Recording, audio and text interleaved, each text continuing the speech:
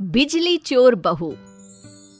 कहते हैं ना, बच्चों में संस्कार माँ बाप से ही आते हैं। पारुल की शादी के पहले से ही उसके मायके में अंधेरा होने से पहले, पारुल कहाँ है? जल्दी से स्टूल लेकर आ जा बेटा, वो तार भी ले आना, जल्दी कर। चारों तरफ अफरा तफरी का माहौल हो जाता है। कोई लाइट बंद कर रहा होता है तो कोई पंखा। पापा, मैंने सब रख दिया है और भाई और माँ ने सब बंद कर दिया है। आप जल्दी से पड़ोसियों के घर की बिजली की तार इस तार में लगा दीजिए। पिताजी वैसा ही करते हैं और जल्दी से सारे घर के लाइट के कनेक्शन पड़ोस के घर से आने लगते हैं।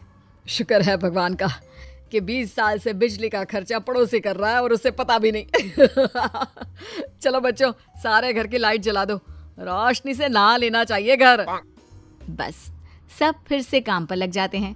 कोई लैपटॉप पर काम करता है तो कोई मोबाइल चार्ज, तो माँ इलेक्ट्रिक स्टोव पर खाना और पिता आराम से सोफे पर लेटकर टीवी के मजे लेते हैं।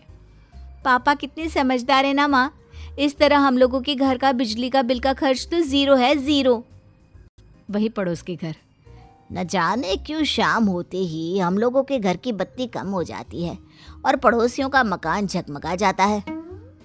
सब देश के राजनेताओं की गलती है जी, मैं तो सच्ची बोल रही हूँ। ये नेता ना किसी के सगे नहीं है। देखिए, अगली बार तो हम लोग दूसरी पार्टी को ही वोट देंगे। अरे वो तो पिछली बार भी किया था।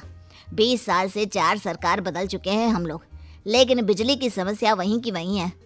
तुम कल भाभी से पूछना किस सरकार को वोट देते हैं जो शाम होते ही घर बिजली से नहा लेता है। अरे बहुत ही शरीफ लोग हैं, बेटी पारुल और बेटा हिमांशु। भाई साहब भी बिल्कुल उसूलों के पक्के इंसान है। ये चमक तो लगता है उनकी सच्चाई और नेक दिली की है। हाँ। तो तुम कहना क्या चाहती हो? मैं मक्कार हूँ, बेईमान हूँ, जो घर की चमक शाम होते ही कम हो जाती है? हैं? बड़ी आई भाई साहब की तारीफ करने वाली। जाओ जाकर चाय लेकर आओ। बीवी वहां से चली जाती है। अगले रोज पारुल को देखने लड़के वाले आते हैं। लड़की की माँ कहती है, अरे पारुल बेटी, क्या क्या गुण है तुम्हारे अंदर, जरा बतलाओ तो। बहन जी, जो सबसे बड़ा गुण है ना, वो तो है बचत का।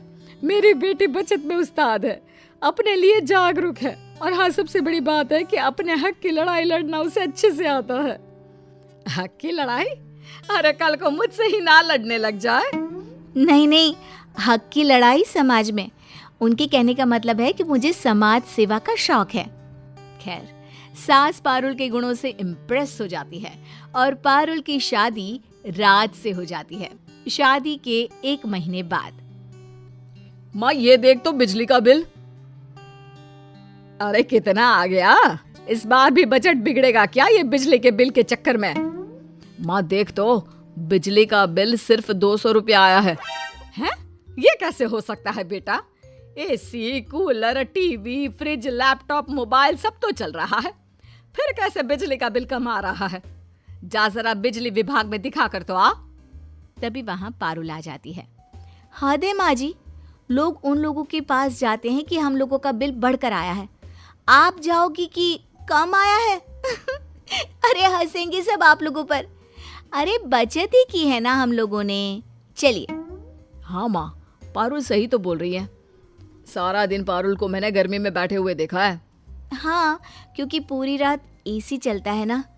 अरे दिन का तो मुझे पता नहीं, मेरा तो मंदिर और सत्संग का ही वक्त निकल जाता है, लेकिन रात को तो मैं टीवी भी देखती हूँ, मोबाइल भी चार्ज करती हूँ, और तो और कमरे का एसी भी चलाती हूँ। ऐसे में 200 रुपए बिल कुछ पच नहीं रहा। अरे माँ जी, पचाने के लिए मैं हूँ ना, आज चूरन डालकर पराठे बना देती हूँ। बात आई गई हो जाती है, लेकिन किसी को पता नहीं होता कि शाम होते ही पारुल पड़ोस के घर से बिजली चोरी करती है। एक रोज पारुल रिक्शे में बैठकर सास के साथ बाजार जा रही थी कि सड़क पर गड्ढा होने के कारण रिक्शे से गिर जाती है। अरे देखो देखो, मेरी बहू गिर गई। अरे कोई है क्या? बचाओ मेरी बहू को। किसी तरह सब मिलकर पारुल को उठाते हैं। ये सड़क कौन है एमएलए? हाँ, मैं अभी ट्वीट करती हूँ इस सड़क की फोटो खींचकर। अरे सड़क सुधारने की जिम्मेदारी होनी चाहिए, टैक्स देते हैं हम। वो रिक्शा वाला कहाँ गया? कहाँ है वो? माफ कर दीजिए मैडम, वो रास्ते में अंधेरा था तो गड्ढा दिखाई नहीं दिया। वाह जी वाह, ये स्ट्रीट लाइट भी नहीं जल रही है। मैं अभी एमएलए को बोलती हूँ। बहू मंत्री के पास जाती है। अरे मैडम, ये तो बिजली विभाग की गलती है कि वो सड़क की बिजली क्यों काट रहे हैं। जाइए बिजली विभाग में कंप्लेन करिए। पता क्या है वहाँ का? शास्त्री भवन, कमरा नंबर 503। बहू अगले दिन शास्त्री भवन जाती है। कमरे नंबर 503 में जहाँ बैठा अधिकारी बहुत ही खड्डूस होता है। हाँ, ये टूटी फूटी महिला कौन है? ये डॉक्टर का क्लिनिक नहीं है, बिजली विभाग का दफ्तर है, समझी? अरे तो मैं आपकी शिकायत लेकर आई हूँ। आम्बेडकर मार्ग की स्ट्रीट लाइट नहीं जल रही है। कल मेरा रिक्शा गड्ढे में गिर गया जिससे मुझे ये चोट आई है, समझे? इससे पहले कि कोई और गिरे, पहले तो लाइट लगाइए, और दूसरा लाइट क्यों नहीं है इसका कारण बताइए। अधिकारी को बहू की बात पर गुस्सा आ जाता है। वाह वाह वाह, अब आम जनता दफ्तर में घुसकर सवाल करेगी। अरे रमेश, जरा मैडम के घर का एड्रेस लेकर इनकी हिस्ट्री तो निकालो, अभी दे देते हैं इनके सवाल का जवाब। हाँ मैडम जी, पहले तो अपना नाम और पता लिखिए इस कागज पर, फिर आपको देते हैं जवाब कि वहाँ बत्ती क्यों नहीं थी। बहू सारा लेखा जोखा कागज पर लिखकर चली जाती है। अगले रोज, बहू, शाम के वक्त कौन आ गया, जरा देख तो। सामने बिजली विभाग के लोग खड़े होते हैं। अरे माँ जी, वही लोग आए हैं जिनके खिलाफ मैंने कंप्लेन की थी। माफी मांगने आए हैं क्या? नहीं, यहाँ छापा पड़ा है। आपके घर की तार पड़ोसी के घर पर लगी है। अब तो आप चलिए जेल।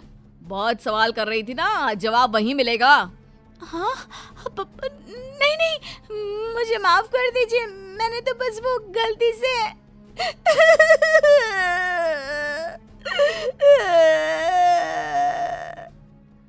ये बोलकर पारुल रोने लगती है। तभी वहां सास आ जाती है। अरे क्या हो गया? माफ कर देना, माफी मांगने आए हैं, तू क्यों रो रही है? वाह जी वाह, बहू शेर, सास सवा शेर। आप भी चलिए। चलिए? कहाँ चलिए, क्यों चलिए? एक तो आप लोगों की गलती से मेरी बहू गिर गई। शांत हो जाइए माँ जी, चुप हो जाइए। पर सास कहाँ चुप होने वाली थी। हाँ हाँ, और नहीं तो क्या, ऊपर से चलिए चलिए लगा रखा है। तभी वहां पारुल का पति भी आ जाता है। पारुल उसे देखकर जोर से रोने लगती है।